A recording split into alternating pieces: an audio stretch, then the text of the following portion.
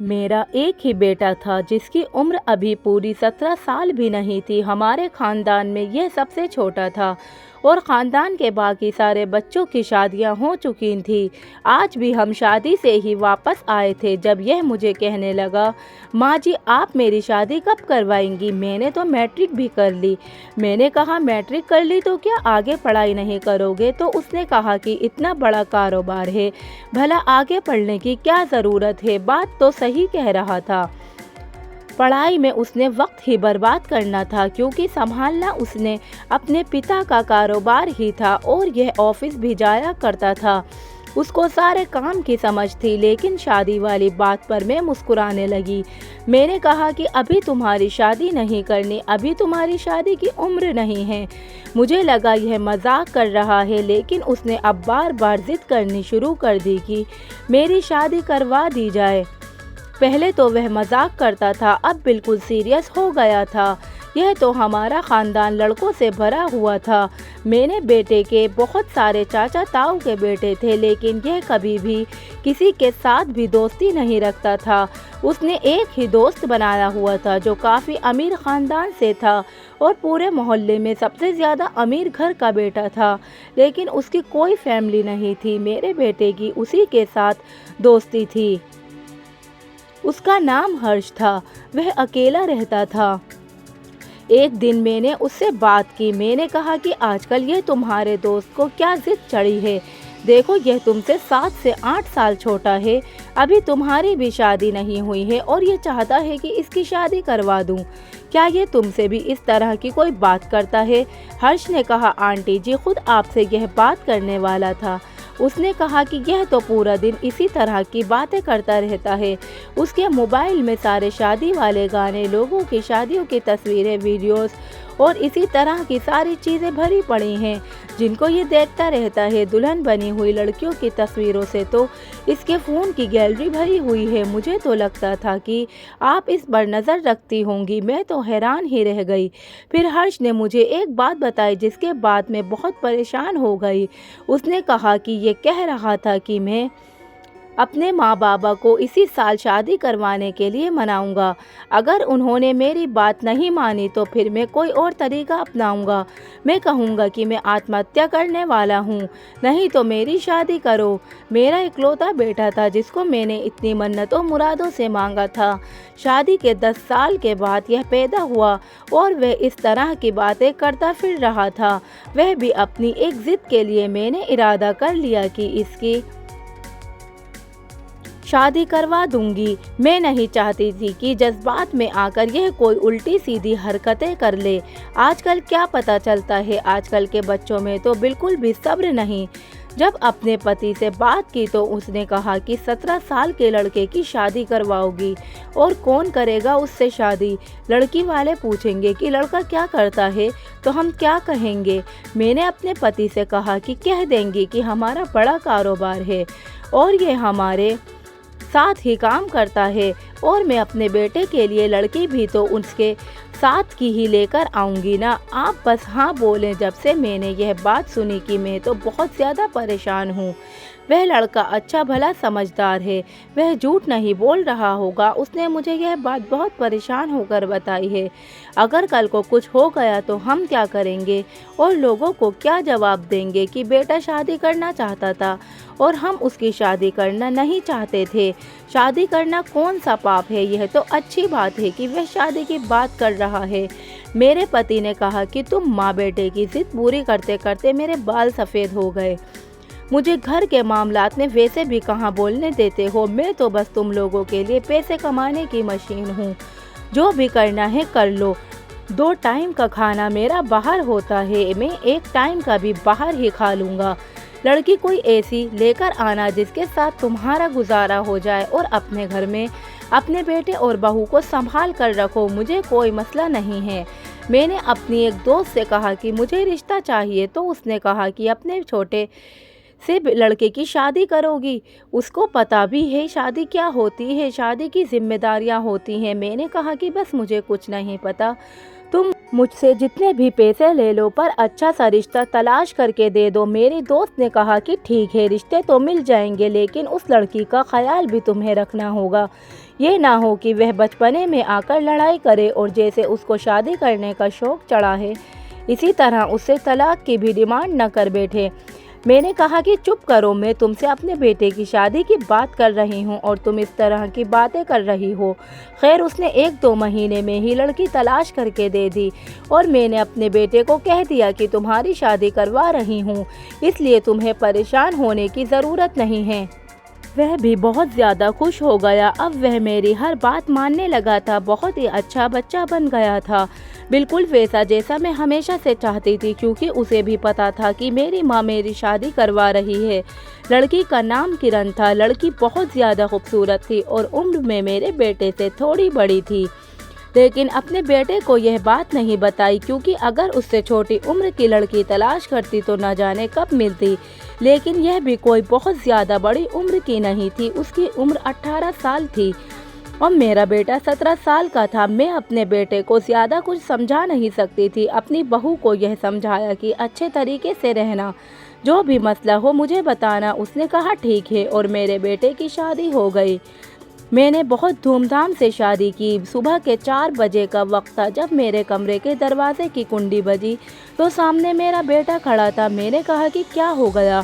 उसकी शक्ल से लग रहा था कि वह बहुत ज़्यादा परेशान है।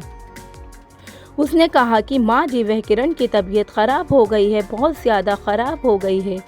मैंने कहा कि थक गई होगी ना, उसके सर में दर्द होगा, उससे कहो कि बैठे, मैं चाय भिजवाती हूँ। तो मुझे मेरे बेटे ने कहा नहीं, चाय की बात नहीं है, उसके सर में दर्द नहीं है, कुछ और ही है, वह मर जाएगी, उसकी तबीयत बहुत ख़राब है, आप प्लीज़ मेरे साथ चलें।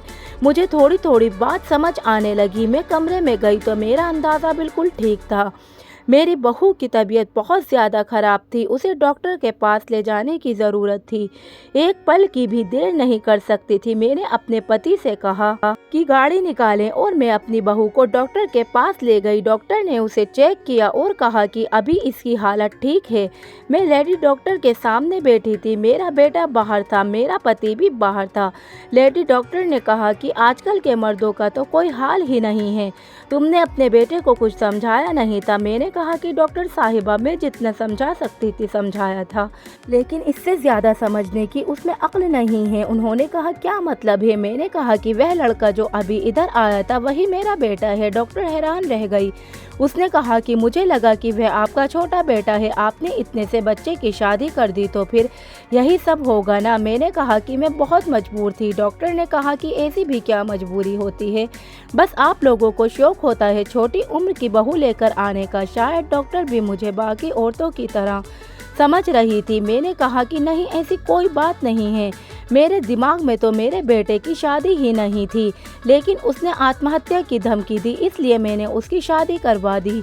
डॉक्टर ने कहा कि लड़के ऐसे ही धमकियां देते हैं, ऐसे अपनी जान कोई नहीं लेता और मैं आपकी हालत समझ सकती हूँ। आप माँ हैं, आपका इकलौता बेटा है तो आप परेशान हो गई होंगी और आपके बेटे ने इसी परेशानी का फ़ायदा उठा लिया। लेकिन अब जो हो गया सो हो गया, अब अपनी बहू का बहुत ज़्यादा ख्याल रखिएगा। मैंने कहा कि ठीक है, मैं बहुत ज़्यादा ख्याल रखूँगी। डॉक्टर ने कोई दवाई वगैरह लिख कर दे दी और उसने कहा कि दोबारा आने की ज़रूरत नहीं होगी, सब कुछ ठीक हो जाएगा, फिर कभी ले आइएगा ताकि उसे देख सकूं।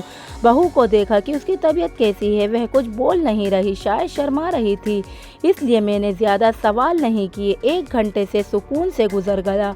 मैंने अपने पति से कहा कि आप अपने बेटे को समझाया करें, आप उससे ज़्यादा बेहतर तरीके से बात कर सकते हैं, आपके लिए सब आसान है। मेरे पति में बस यही एक गंदी आदत थी कि उसे घर के मामले में बोलने का कोई शौक़ नहीं था। वह कहता था कि मुझे घर के मामले से बोलने नहीं देते हैं, लेकिन दरअसल वह खुद भी कोई दिलचस्पी नहीं लेता था। उसने कहा कि अब ये दिन आ गए हैं कि बेटे से इस तरह की बातें करूं, तुमने ही उसकी शादी की है, तुम ही ये मामला संभालो। मैंने पहले ही कहा था कि कोई मसला बनेगा तो मैं जिम्मेदार नहीं हूँगा। मैंने अपने पति को समझाया कि ये क्या बात है, आप बड़े हैं, वह बेटा है आपका, लेकिन उन्होंने मेरी बात नहीं मानी।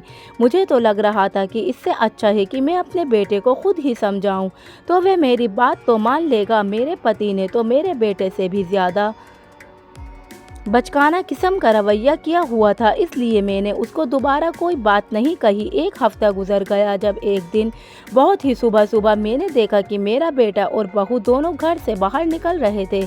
बहू, इतनी सुबह कहाँ जा रही हो? वह खामोश हो गई। मैंने अपनी बहू से सवाल किया था, जबकि जवाब मेरे बेटे ने दिया। उसने कहा कि माँ, हम सुबह के लिए वॉक करने जा रहे हैं। वॉक सेहत के लिए अच्छी होती है। मैंने कहा कि तुम लोग कौन सा अभी बूढ़े हो गए हो? इस उम्र में तो जितना मर्जी खा लो, इंसान मोटा भी नहीं होता।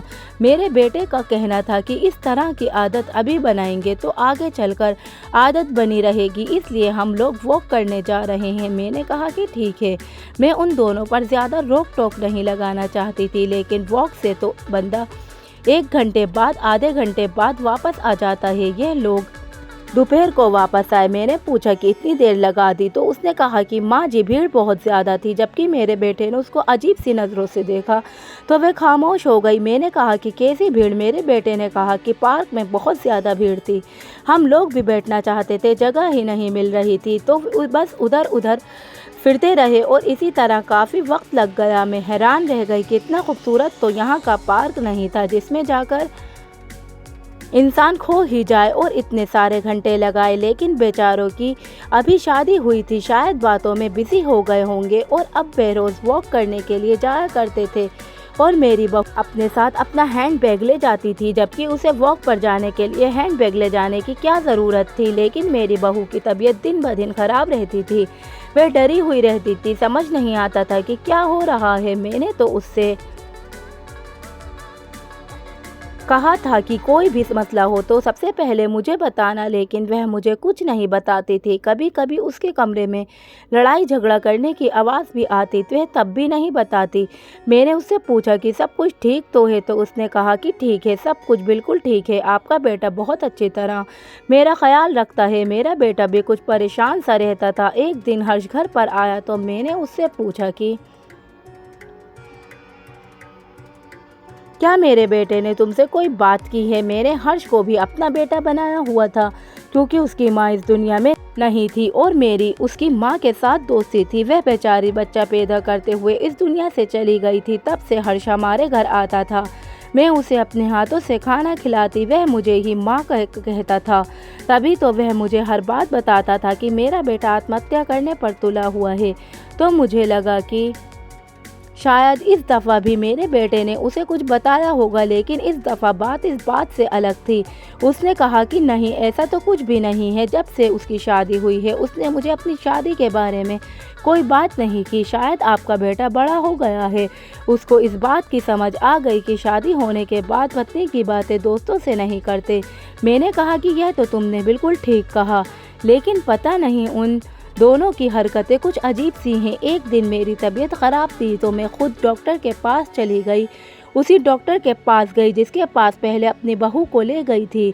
मैंने अपना चेकअप करवाया। मुझे थोड़ी बहुत दिक्कत थी, मेरी हड्डियों में दर्द था, जो कि अब इस उम्र में हर वक्त रहना था। लेकिन मुझे उस डॉक्टर ने एक बात बताई। उसने कहा कि मैंने आपको कहा था कि आप इस लड़की का ख्याल रखिएगा, लेकिन लगता है कि आपने मेरी बात पर तवज्जो नहीं दी। मैंने कहा कि मैंने तो बहुत ज़्यादा ख्याल रखा है और उसके बाद से वह बीमार भी नहीं हुई है। डॉक्टर ने कहा कि क्या मतलब बीमार नहीं हुई?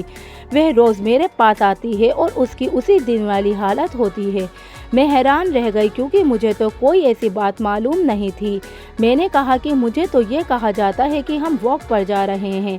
डॉक्टर ने कहा कि वॉक करो, अगर यही हालत रहे तो अपने बिस्तर से उठने के काबिल भी नहीं रहेगी। मैंने कहा कि वह आपके साथ क्या बात करती है? उसने कहा कि कोई बात नहीं करती, इतनी ज़्यादा डरी हुई होती है, बस चुपचाप बैठ जाती है। मैं उसका इलाज कर देती हूँ, दवाइयाँ दे देती हूँ, पर उसने यह ज़रूर कहा है कि मेरी यह बात किसी को भी ना बताएं। अगर आप आए तो आपको भी ना बताऊं, लेकिन मुझे पता है कि वह उम्र में कम है, आप समझदार हैं, इसलिए मैं आपको बता रही हूँ। मैंने अपना सर पकड़ लिया कि बेटे की शादी क्या की मुसीबत ही मोल ले ली, और यह दोनों पति पत्नी मिलकर ना जाने कौन सी बात छुपा रहे हैं।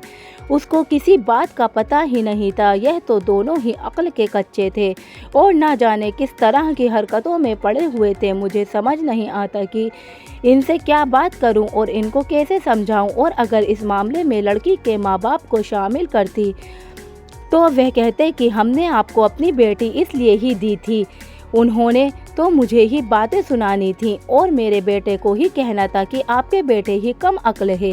कम अक्ल तो वे था, तभी तो इस तरह की हरकतें कर रहा था। और अब मैं यह सब कुछ कैसे समझती? मेरे पति के हालात तो पहले ही सबके सामने थे, वह तो किसी मामले में बोलता ही नहीं था। एक दिन मेरा बेटा घर पर नहीं था, मेरी बहू कमरे में बैठी थी। मैंने कहा कि तबीयत खराब है, उसने कहा कि नहीं, बस आराम कर रही थी। मैंने उसे सब कुछ बता दिया। मैंने कहा कि मैं उसी डॉक्टर के पास गई थी जिसके पास तुम जाती हो। जाहिर है तुम छोटी बच्ची हो, तुम्हें झूठ बोलना भी नहीं आता। अगर तुम इतनी समझदार होती तो फिर उस डॉक्टर के पास नहीं जाती। तुम्हें यह नहीं पता कि वह हमारी फैमिली डॉक्टर है। उसने मुझे सब कुछ बता दिया और अब तुम मुझसे झूठ मत बोलो, मुझे सब कुछ बताओ कि क्या मसला है। मेरी बहू ने साफ इनकार कर दिया। उसने कहा कि मैं आपको नहीं बता सकती। मेरी पूरी कोशिश कर ली, पहले प्यार से पूछा, फिर उसको डांटा और दोबारा उसकी मिन्नत की, लेकिन उसने मुझे नहीं बताया। एक दिन मैंने अपने बेटे को किसी काम से भेज दिया। दरअसल हमारी काफ़ी फैक्ट्रियाँ थीं, इसलिए आना जाना लगा रहता था। मैंने उसको भेज दिया और वहाँ पर देर हो गई, इसलिए वह रात को वहाँ पर ही रह गया। सुबह जब मेरी बहू की तबीयत ख़राब हुई तो मैंने डॉक्टर को घर बुला लिया, क्योंकि मुझे उससे बहुत ही ज़रूरी बात करनी थी। और उसने भी मेरी बात को समझा। उसने मेरे साथ देने का वादा किया और जो भी उसकी ज़रूरी काम था उसने कर लिया। उसने कहा कि जो मुझे चाहिए था वह मैंने सैंपल के लिए हैं। अब हमें कुछ टेस्ट करवाने होंगे, इसके बाद पता चलेगा कि असल कहानी क्या है। और जब रिपोर्ट सामने आई तो मेरे कदमों तले से ज़मीन निकल गई। रिपोर्ट के मुताबिक मेरी बहू की ज़िंदगी में जो व्यक्ति था वह मेरा बेटा था ही नहीं। इसका मतलब कि उसके साथ जो कुछ भी हो रहा था वह मेरे बेटे की वजह से नहीं हो रहा था। यह लड़की क्या कर रही थी? लेकिन अगर मेरे बेटे की वजह से यह सब कुछ नहीं हो रहा था तो फिर वो उसका साथ क्यों दे रहा था? वह क्यों उसके साथ झूठ बोल रहा? रोज़ डॉक्टर के पास लेकर जाया करता था। मैंने अपने बेटे को भी सब कुछ बता दिया, उसको अपनी कसम दी। उसने मेरे सामने बच्चों की तरह रोना शुरू कर दिया। उसने कहा कि माँ जी, मुझे शादी नहीं करनी थी, यह शादी तो वाकई बहुत बड़ी मुसीबत है। मैंने कहा कि हुआ क्या है, मुझे बताओ। उसने कहा कि मुझे शादी करने का शौक़ ज़रूर था, लेकिन यह सब कुछ हर्ष ने करवाया है। उसने आपसे झूठ बोला था, ऐसी कोई बात नहीं थी। उसने कहा था कि अगर तुम्हारे माँ बाप को शादी के लिए मना लूँ तो फिर तुम्हें मेरी एक बात माननी होगी। उसने न जाने आपसे क्या बात कही कि आप शादी के लिए मान गई। और फिर मैंने उससे वादा किया था कि उसकी बात ज़रूर मानूंगा, लेकिन उसकी वह बात बहुत ज़्यादा अजीब थी। उसके साथ वाला घर किराए पर लिया था, जिसकी खिड़की से वो रात को हमारे कमरे में आ जाता था। यह सब कुछ वही कर रहा था। मैं तो जैसे पत्थर की बन गई। मुझे ऐसा लग रहा था कि मेरा सारा वजूद बर्फ़ का बन गया और मेरे हाथ पांव सर्दी से कांपने लगते थे। मेरे मासूम से बेटे को उस लड़के ने बेवकूफ़ बना लिया और मेरी बहू को भी। जाहिर है कि उसके आगे पीछे कोई भी नहीं था और उस अकेले लड़के को बेटी किसने देनी थी? और उसने अपनी बुरी नीयत को सरअंजाम देने के लिए मेरे बेटे और मेरी बहू का इस्तेमाल किया, जबकि मैं उसे अपना बेटा समझती थी। अब मैंने यह बात अपने पति को बताई तो उसको कहा कि अब तो कुछ कर लो, तुम्हारे घर की इज्जत भी नीलाम हो गई। मेरे पति को गुस्सा आ गया और उसने बड़े ही आराम से हर्ष को पकड़ लिया और उसके बाद पुलिस को यह सब कुछ बता दिया और उस पर केस भी करवा दिया। मेरी बहू और बेटे की बेवकूफ़ी थी, लेकिन नुकसान तो बहुत ज़्यादा हो गया था। किरण को समझाया कि यह बात अपने घर वालों को ना बताए और बेटे को भी समझाया कि अपनी पत्नी का ख्याल रखे और दिमाग से यह सारी बात निकाल दे। यह वक्त हम पर मुश्किल था। हर्ष को हमने ज़्यादा से ज़्यादा सज़ा दिलवाने की कोशिश की, लेकिन हम इतना कामयाब नहीं हो सके। पर एक बुरे इंसान की बुरी नीयत से वाकिफ़ ज़रूर हो गए। कम से कम दोबारा उससे धोखा तो नहीं खाते। किरण का बहुत ख्याल रखा। अब तो उसे बहू कहने का दिल ही नहीं करता। वह तो मेरी अपनी बेटी थी। अपने बेटे को भी समझाया और वक्त के साथ साथ सब चीज़ें ठीक होने लगी। आज भी हैरान होती हूँ कि जिसको अपना बेटा माना, बेटों की तरह मोहब्बत की, उसी ने हमारे घर पर हमला कर दिया।